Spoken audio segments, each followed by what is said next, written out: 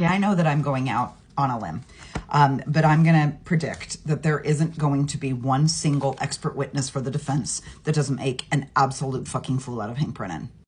Today was Dr. Wolf's turn. Now, if you don't remember him, he's Crash Daddy. He's from ARCA. This is a man who has a BS in engineering with a minor in mathematics, and he has a PhD in electrical and computer engineering. He's no dummy, right? And he showed us today that ARCA is worth every single penny anyone would ever pay them. And they also used every single minute of extra time and extra data that they received between the two trials absolutely to the defense's advantage. For the first trial, they really just had like 14 pieces of evidence, and they had to determine, did this car hit a body, and did this body get hit by a car? That was really what they came to do. And their conclusions were basically no. The damage to this car is not consistent with it hitting a body, and the damage to this body is not consistent with it being hit by a car. That's all they could really talk about in the first trial. But now they've had all this extra time. They have Dr. Welcher's entire report. I'm sure they have Burgess's report. I'm sure they have anything else that the prosecution has said, the different timelines, the different data, the different health data, like all of that different stuff, the key cycles. They have everything that they need this time around because they were hired by the defense. So they get all of the discovery from the prosecution, and it gives them time to essentially put on a defense. And boy, can ARCA put on a defense. Today, Crash Daddy went through his entire slide deck. They showed all of the different lab work that they did, but then they showed the road tests. I had said, I really just want to see reenactment with test dummies, and today I finally got it for real. Not the blue paint mumbo jumbo, but real activity.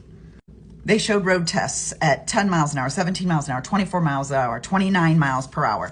And he basically used what Dr. Welcher said. If these are the scratch marks going this way and this way, this is where the tail light would have hit the car. And Welcher was basically like, kind of like the elbow. This is what hit the tail light and caused the damage to the tail light. So every single one of ARCA's tests, outdoor tests with the SUV showed that. They showed that elbow being the one that makes the contact with the quarter panel taillight. Now, ARCA went one step further, and they used dry ice to actually freeze the taillight down to the temperature that it would have been. I mean, who thinks of that? These guys do, because they're actual experts. They froze the taillights down to the temperature they would be that night, I'm assuming that they're harder when they're frozen, I think, or the plastic's less pliable when it's frozen. So it's really important to make sure it's the right temperature. And test after test after test, you saw that none of the tests they did, even the ones going 29 miles per hour, the entire taillight was never shattered out the way that they said it was. And even though a good portion of the red outer casing was knocked off, you'll see in every single picture, those diffusers, nothing happened to those diffusers. The diffusers were still intact. Whereas that's where, in my opinion, allegedly, I'm just, this is all my speculation, that's where Proctor fucked up. Because when they started beating in the tail light and grabbing pieces and taking it out to the scene, allegedly, this is just my hypothetical, they accidentally hit out the diffuser and took pieces of diffuser, because you saw Connor Heath stand up there and pull it out of an evidence bag, and he was fucking holding diffuser. So it shows you that elbow would not have broken. In all of these tests, even 29 miles per hour, that elbow would not have broken the diffuser and the inside casing of the taillight, which is exactly what Proctor is saying happened to Karen's taillight.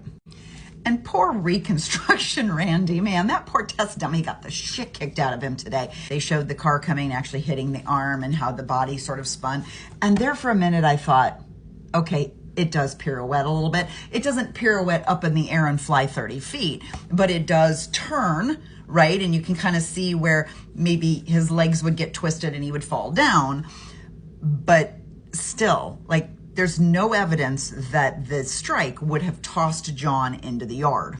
Now, this is a still shot of the taillight after, this is test E, so I believe this might be the one that they did 29 miles an hour. And this is the full body Reconstruction Randy one, where they didn't just hit an arm, they hit a full test dummy. And you can see like how the light this metal part, this part is still here, right? This part's all still here, which that was shown as completely bashed in on Karen's. And then this is all diffuser. And then look how much red is left. Now, I know I'm supposed to be taking this seriously because this is a murder trial, but I just need you to look up in the corner and I just need you to look at Reconstruction Randy right now. Like, I'm looking at the dummy. And he's fully turned around, like facing the car. And doesn't it look like he's like, if this were a real person, he'd be standing in the street being like, you fucking son of a bitch, you just hit me with your car. Like, it just looks like he's in the street just cussing at the driver. Anyway, I'm sorry. So immature. But talk about immature. Then Hank gets up there to cross-examine. And of course, he's trying to like knock down his CV and like, why don't you put all of your classrooms? Why don't you put every seminar? Bitch, listen, I look at resumes for a living. I have looked at more than 1 million resumes in my lifetime. If you hand me some resume that's 7 pages long, because you gotta have a bullet point for every fucking class or every fucking seminar, every conference, no, what it does is it makes it look like you're trying to boost yourself by just padding your resume, which is, by the way, what Shannon Burgess did. He had 37 things on there that were nonsense so that you wouldn't pay attention to the one most important thing, and that was his degree. And what the fuck is with Brennan, saying, well, you used a lighter weight arm. In what world does a lighter weight arm equal a slower moving car? I was infuriated at the way he kept going, well, because it's 26% slower, right? It's 26% slower, right? It's 26% slower. And I kept waiting for Dr. Wolf to go, no, a lighter arm doesn't slow down the car. What Hank's doing, again, talking himself into a rut because he's trying so desperately, just like Dr. Welcher did, to prove that the taillight was shattered by a strike with the arm, that he's not realizing that he's like, well, if the car were going faster, that taillight would be more destroyed. Sure, buddy, but if that car were going faster, the arm would probably be broken in 17 different places. Like, you can't have it both ways. There's so much more to come. The case is just getting started. This is the part I live for. Keep coming back.